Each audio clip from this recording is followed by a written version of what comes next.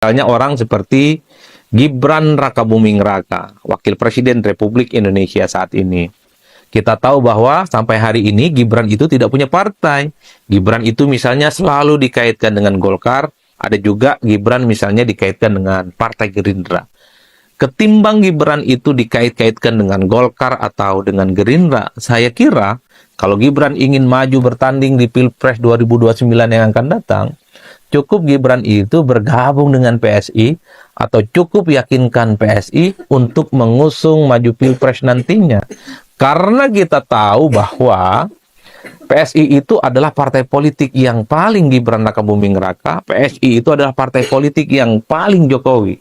Dan bahkan kita tahu Ketua Umum PSI itu adalah adiknya Mas Gibran, yaitu Kaisang Pangarap, yang saya kira masih bisa dibicarakan dari hati ke hati soal tiket maju dari PSI. Itu yang saya bayangkan, karena dalam Pilpres itu kan bukan partai yang dilihat. Yang dilihat itu adalah figur, sosok yang kemudian diusung. Per hari ini, saya kira Gibran itu punya modal sosial, punya modal kapital, popularitas, dan elektabilitasnya relatif kompetitif untuk bisa maju di 2029. Sekalipun nanti misalnya yang dihadapi itu adalah orang seperti Prabowo Subianto, dan seterusnya, dan seterusnya. Jadi, itu yang saya bayangkan dengan pikiran-pikiran liar.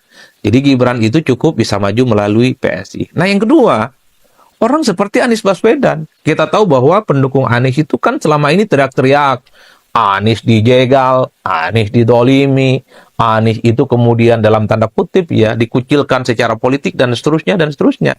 Anies Baswedan tidak perlu lagi capek-capek untuk mendirikan partai politik baru jika ingin maju di 5 tahun yang akan datang. Anies dan para pendukungnya tidak perlu lagi membuli PKS yang dinilai ikut meninggalkan Anies gara-gara tidak bisa maju dalam Pilkada Jakarta. Anies cukup misalnya meyakinkan Partai Umat, partainya Amin Rais. Kita tahu bahwa Partai Umat itu adalah partai yang paling Anies Baswedan selama ini. Dengan Partai Umat, Anies sudah bisa maju, mendapatkan tiket. Dan kita tahu bahwa Anies itu adalah orang yang saya kira popularitas dan elektabilitasnya kuat di atas rata-rata, bahkan menjulang sampai langit ketujuh. Ini kan gampang, sebagai sebuah pikiran-pikiran solutif yang saya kira, supaya Anies itu bisa maju di Pilpres. Begitupun dengan orang yang seperti Ahok. Ahok selama ini adalah sosok yang katanya punya pengikut banyak, punya pendukung banyak, dan adalah sosok yang sangat mungkin dia itu naik kelas menjadi calon pemimpin nasional. Nah, Ahok kalau kesulitan mendapatkan tiket dari PDIP, bisa maju itu dari partai-partai yang lain, terutama partai non-parlemen yang butuh figur seperti Ahok. Karena Ahok itu popularitas dan elektabilitasnya katanya kuat. Oleh karena itu, Ahok tinggal yakinkan partai-partai yang tidak lolos parlemen siap mengusung Ahok, supaya partai non-parlemen ini ngasih tiket dan juga memberikan faedah dalam pileg. Siapa lagi nama-nama yang dikira top? Orang seperti Fahri Hamzah, yang selalu kritis dan kelihatan berpihak kepada rakyat. Fahri Hamzah bisa maju dari Partai Gelora. Cukup dengan Gelora, Fahri bisa tampil, bisa duet dengan Anies Mata sebagai pasangan presiden dan wakil presiden. Ini adalah orang-orang yang saya kira tinggal diuji apakah dengan adanya putusan Mahkamah Konstitusi yang menganulir ambang batas presiden 20%, orang-orang yang selama ini dinilai jagoan, dinilai top, punya basis massa, basis pendukung yang banyak, itu bisa maju di Pilpres di masa-masa yang akan datang. Cukup meyakinkan partai-partai non-parlemen supaya bisa ikut bertanding. Atau orang seperti Ganjar Pranowo dan Pak Mahfud MD yang konon popularitas dan elektabilitasnya, sisa-sisa kekuatan politiknya itu kuat. Dan itu misalnya kalau tidak dapat tiket bisa dari partai-partai yang lain. Jadi ini adalah pikiran-pikiran yang saya kira menurut saya ada faedah yang bisa kita dapatkan dengan adanya putusan Mahkamah Konstitusi soal bagaimana ambang batas presiden 20% itu tidak ada lagi. Artinya apa? Orang-orang yang punya popularitas dan elektabilitas tinggi itu bisa maju. Gibran nggak punya partai, bisa maju dari PSI. Anies Baswedan nggak punya partai, cukup dari Partai Umat. Ataupun misalnya Fahri Hamzah, Anies Mata, cukup dari Partai Gelora. Tidak perlu lagi takut dengan partai-partai besar. Bukankah dalam Pilpres itu yang dilihat adalah kekuatan figur, bukan seberapa besar dan seberapa banyak diusung oleh partai-partai politik yang lainnya.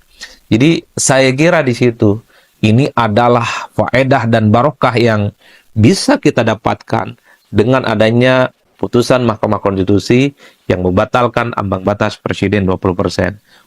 Oke teman-teman, kembali lagi bersama saya di channel video ini. Video ini membahas analisis politik dari Adi Praitno terkait peluang tokoh-tokoh nasional untuk maju pada Pilpres 2029 nantinya. Nah, pasca putusan Mahkamah Konstitusi MK yang membatalkan ambang batas pencalonan presiden sebesar 20%, berikut ini adalah poin-poin utamanya. Yang pertama, peluang tokoh tanpa partai.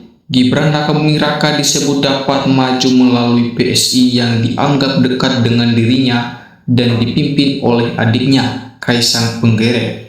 Anies Baswedan dapat menggunakan kendaraan politik seperti Partai Umat untuk mendapatkan tiket pencalonan tanpa perlu mendirikan partai baru.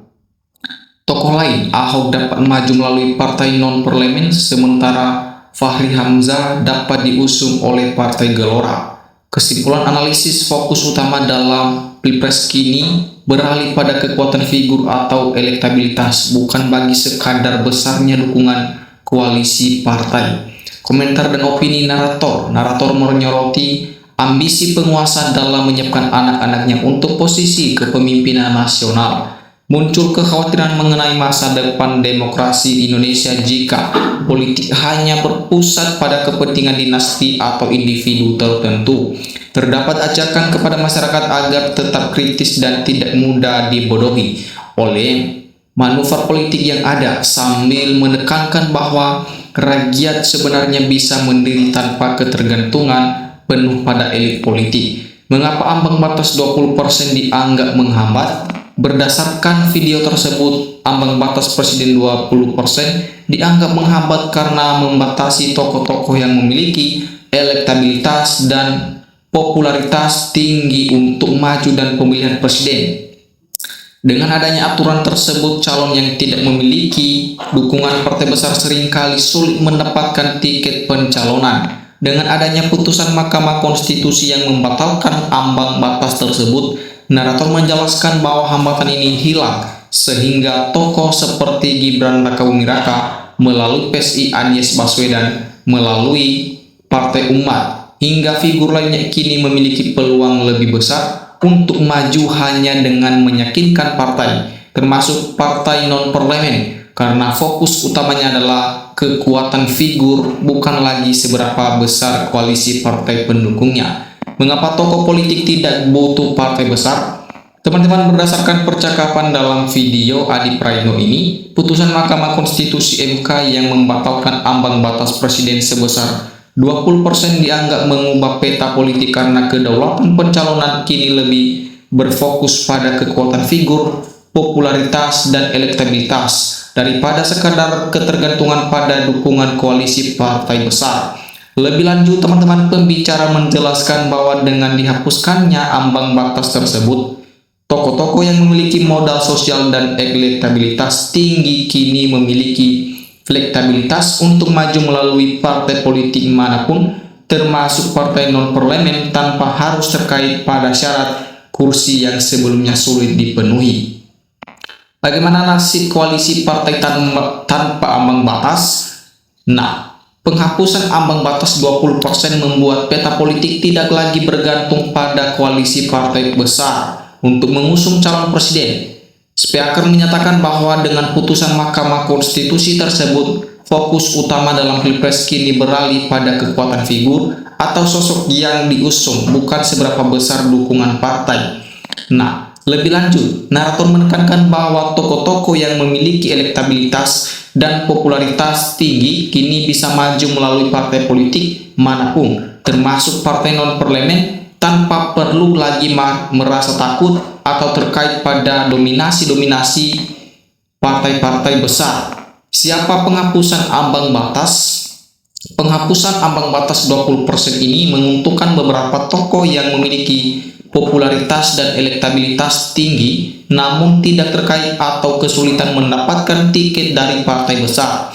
Tokoh-tokoh yang disebutkan diuntungkan oleh kebijakan ini antara lain: pertama, Gibran Rakabuming Raka dapat maju melalui PSI yang dianggap dekat dengan dirinya dan dipimpin langsung oleh adiknya Kaisang Pangarep.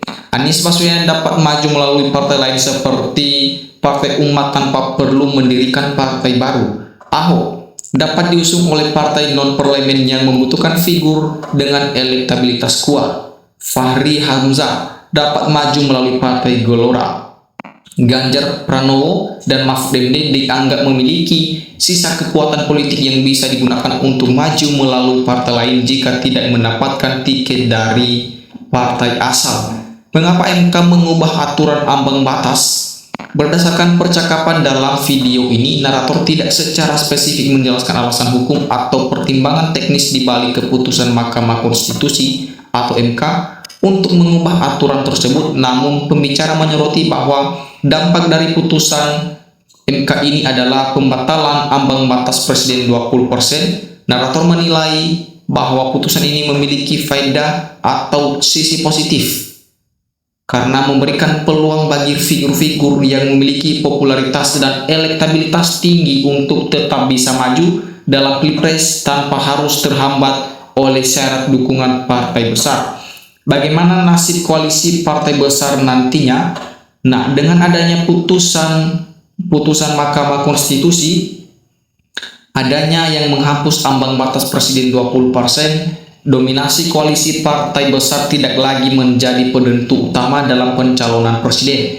Speaker menyatakan bahwa peta politik kedepannya akan lebih berfokus pada kekuatan figur atau sosok yang memiliki popularitas dan elektabilitas tinggi dibandingkan dengan seberapa banyak dukungan atau koalisi partai yang dimiliki. Kita lanjut teman-teman, dijelaskan bahwa tokoh-tokoh politik ini memiliki fleksibilitas untuk maju melalui partai politik manapun, termasuk partai non-parlemen, sehingga mereka tidak perlu lagi merasa terkait atau takut dengan dominasi partai-partai besar yang ada sebelumnya. Mengapa Kaisang krusial bagi masa depan Gibran? Nah, Kaisang Pangarep dianggap krusial bagi masa depan politik Gibran karena posisinya sebagai Ketum Umum PSI. Mengingat Gibran saat ini tidak memiliki partai, PSI dipandang sebagai kendaraan politik yang paling tepat bagi Gibran untuk maju di Pilpres 2029. Pembicara menilai bahwa karena Kaisang adalah adik dari Gibran Rakabuming Raka, urusan tiket pencalonan tersebut dianggap bisa dibicarakan secara personal dari hati ke hati. Demikian teman-teman cuplikan video kali ini. Terima kasih. Salam NKRI harga mati.